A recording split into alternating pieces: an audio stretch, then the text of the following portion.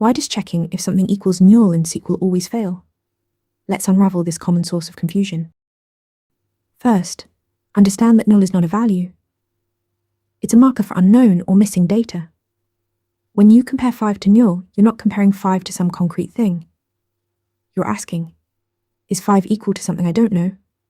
The answer isn't yes or no. It's, I don't know. SQL operates under 3-valued logic, not just true and false. Every comparison can evaluate true, false, or unknown. When any operand in a comparison is null, the result is always unknown. Null equals null, unknown. 5 equals null, unknown. Null not equals 10, still unknown. This isn't a bug. It's by design to handle missing information correctly.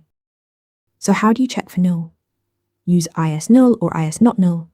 These operators explicitly test whether a value is the null marker. For example, here age IS null returns rows where age is unknown.